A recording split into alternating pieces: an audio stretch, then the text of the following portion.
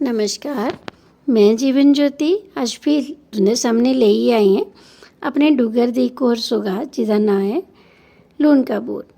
तुसें बूर कदें ना कदें कुतै ना कुतै जरूर खादा होना ते जां फ्ही मेरे लेखा हमेशा खंदे गै रौंह्दे होने। इसी बनाने आस्तै असें कोई 1.5 कौली बेसन लेई लेआ ते बेसन लेइयै थोह्ड़ा हारी पाई लेई में जवैन, थोह्ड़ा पाई लैना जीरा, जरा सारा पाई लैना असें एह्दे च लून बसार तुसें इसी मर्जी ऐ थुआढ़ी, तुस चांह्दे हो ते चुटकी हारे पाई लैओ नेईं तां नेईं। थोह्ड़ी हारी में पाई लेई एह्दे च लाल मर्च, जेह्ड़ी साबती लाल मर्च होंदी ऐ, इसी में थोह्ड़ा जेहा हत्थै नै क्रश कीता ते बिंद हारे दिक्खो में एह्दे च पाए चुटकी हारे बसार ते कन्नै पाई लैनी असें रंगदार मर्च। लून तुसें अपने सोआद दे अनुसार पाई लैना, जे तुस तिक्खा खंदे हो तिक्खा पाई लैओ ते जे तुहानूं थोह्ड़ा लाइट चाहिदा तुस उस स्हाब दा पाई लैओ। आखने दा मतलब एह् ऐ कि एह् जेह्ड़ा बूर ऐ एह् साढ़े डोगरें दा इक ऐसा पकवान है जिसी हमेशा ब्याहें शादियें च बी ते इ'यां बी हर ग्रांऽ दी हट्टी किश होर थ्होऐ नेईं थ्होऐ, कोई बी हलवाई दी जेह्ड़ी हट्टी होंदी उत्थै सानूं बूर ते समोसे जरूर थ्होई जंदे ऐ। भामें तुस किन्नी बी प्हाड़ी पर चली जागे तुहानूं चाह् ते बूर ते थ्होना ही थ्होना। इसी च मून पाने आस्तै में थोह्ड़ा जेहा पाई लेआ रिफाइंड तेल। मते सारे लोक सरेआं दा तेल बी पाई लैंदे, पर सरेआं दा तेल अगर तुसें पाना होए ते उसी थोह्ड़ा जेहा साड़ियै पाने पौंदा। ते बस हून असें इसी रलाई लैना तेल गी, मून जेह्ड़ी ऐ शैल करियै ते फ्ही थोह्ड़ा चूली पानी पाइयै इसी असें गुन्नी लैना। इसी हार्डली अद्धी कौली कोला बी घट्ट पानी लगदा ऐ। पानी एह् बड़े तौले एब्जार्व करदा, सोखी लैंदा। उस बजह नै इसी तुसें जेह्ड़ा कम्म ऐ तौले गै करने पौंदा।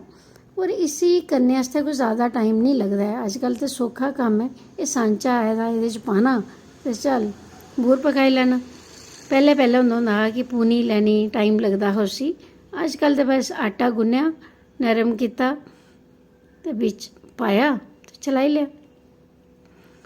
आखने दा मतलब एह् ऐ कि बूर जेह्ड़ा ऐ साढ़े डुग्गर प्रदेश दा इक पहचान ऐ।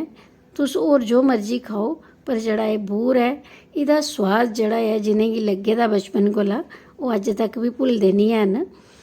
ते मेरे लेखा दिक्खो हां 15-20 दिनें बाद फ्ही इक डब्बा भरियै बनाई गै लैंदे। एह् बूर जेह्ड़ा इसी अस कल्ला इ'यां निं खंदे। मते सारे लोक जि'यां तुहानूं पता होना कि तेल मेरा गर्म होए दा, एह् बस इसी में इ'यां करियै पांदे जाना ते सेक जेह्ड़ा इत्थै असें तेल दा घट्ट रक्खने पौना, नेईं तां थुआढ़ा पैह्ला परागा गै सड़ी जाना।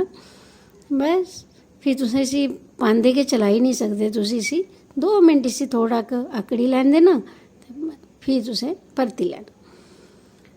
बूर जेह्ड़ा ऐ मते लोक खाने दा अपना अपना तरीका, किश लोक इसी चाह् च पाइयै बी खंदे न चम्मच कन्नै, ते किश लोक एह्दा म्हानी बी बनांदे। में बी बूर दा म्हानी बनानी बड़ी बारी, और एह्दी चाट बी बड़ी सोआद बनदी ऐ। आखने दा मतलब एह् ऐ कि बूर जेह्ड़ा ऐ एह् साढ़े डुग्गर दी पहचान ऐ। तुसें दिक्खेआ होना मते सारे लोक शक्करपारें कन्नै तुहानूं बूर दा लफाफा बी दिंदे ऐ, मिट्ठा बूर, लूनका बूर। आखने दा मतलब एह् ऐ कि अगर तुसें बूर निं खाद्धा ते कुछ बी निं खाद्धा। थुआढ़े लागै बन्नै बी जरूर कोई ना कोई हट्टी ऐसी रेही होनी जित्थूं दा बूर तुहानूं अज्ज तक बी पसंद होना, जां कदें खाद्धे दा होग ते याद होना। सनाएओ जरूर तुसें पैह्ली बारी बूर कु'त्थै खाद्धा हा और कु'त्थूं दा बूर तुहानूं ज़्यादा पसंद ऐ। जि'यां मेरे सौह्रिये रामनगर न, जिसलै अस रामनगर गी जन्ने आं ते रस्ते च ध्याड़ी जगह् आंदी ऐ इक, ध्याड़ी दा मिट्ठा बूर ते लूनका बूर बड़ा गै मश्हूर ऐ। में जिसलै बी जन्नी ऐं ते मेरे कुलीग जां बाकी सारे आखदे ऐ कि भाई तूं जा नी ऐं ते साढ़ा बूर लैंदी आयां। आखने दा मतलब ऐ कि कुछ चीज़ां कुसै कुसै जगह् दियां बड़ियां मश्हूर होंदियां न। इ'यां गै अगर थुआढ़े बी लागै बन्ने दी कोई हट्टी जेह्ड़ी ऐ जित्थूं दा बूर मश्हूर होए, जरूर लिखियै दस्सेओ, नांऽ दस्सेओ ते क्या तुहानूं बी बूर इ'यां गै पसंद ऐ जि'यां मिगी। एह् बी साढ़े डुग्गर दी इक शान ऐ, इक विरासत ऐ। उम्मीद करङ इसी अस इ'यां गै जींदा रखगे। कोशिश कीती ऐ इक निक्का जेहा वीडियो बनाने दी। उम्मीद करङ तुसें सारें गी पसंद आया होग। तुं'दा सारें दा मता हिरखी मल्हार।